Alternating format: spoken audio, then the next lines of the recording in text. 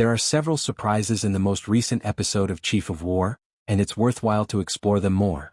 Writer, director, and star Jason Momoa's long-term passion project, the historical epic for Apple TV+, explores a critical period in Hawaiian history that was characterized by battle, political betrayals, and outside influence after European discovery. The historical background of Chief of War is essential to the narrative. The main character in Chief of War is Jason Momoa, who plays Kaiana, a warrior and chief who was forcibly removed from his land at a time of intense unrest. Although this has had a significant influence on his family's lives and the political climate of the archipelago, his absence has ultimately been beneficial, giving him the opportunity to return home and bring about peace. While showcasing the splendor of its ancient culture, the series also portrays Hawaii in a state of war. Since the world is changing quickly and they are still preoccupied with internal power struggles, both internal conflict and outside influence pose a threat to this way of life. After spending years away from home, Kaiana has found a devoted companion, picked up English and gained knowledge of gunpowder and sophisticated weapons, but his objective has not changed. He wants to return to Hawaii and fight King Kahekili. Kaiana wants to make amends since he feels he had a hand in the Oahu tragedy. Tony was just almost spared the atrocities of the slave trade when Kaiana escaped and set sail.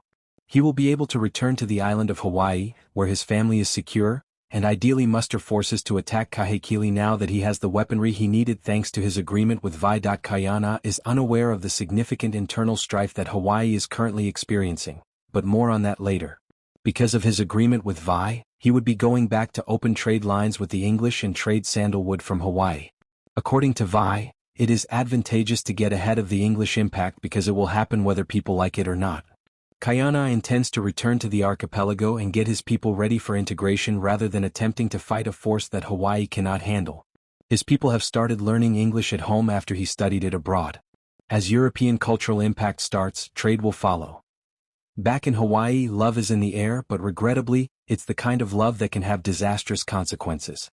One of Kaiana's two brothers, Namake, has a long-standing romantic relationship with Kaiana's wife, Kupuohi. Namake and their other brother, Nahi, are at odds because of this. In episode 2, their tension resulted in a fight. Namake's interest in her has been known to Kupuohi, who tells her that she still has life to live despite the chance that Kaiana has passed away. He is saying that she need to get over his brother and be with him instead. The episode concludes with them sharing a bed despite Kupuohi telling him she can't do that. In the meantime, Nahi appears to be experiencing the opposite issue as Namake and still has faith that Kaiana would return home. Kupuohi's sister Hik has been following him, but he mostly ignores her since he wants to keep his strength for Kaiana's homecoming and sees it as a sign of weakness.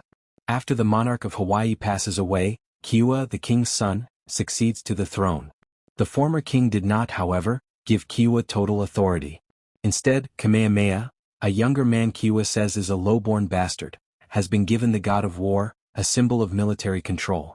As hinted at in the last episode, Kiwa is enraged that he wasn't granted total authority as he had anticipated. Kamehameha showed greater patience and intelligence than the older man when they were summoned before the former monarch to discuss military strategy.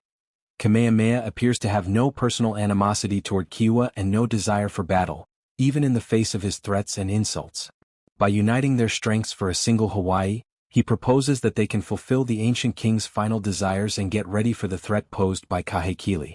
Kamehameha prayed to the gods to help him, but Kahumanu told him to make the proper decision for himself. He says they won't attack Kiwa, but they will be ready to defend themselves, perhaps using his food supply to survive an attacker. Kahekili keeps causing trouble for his guys.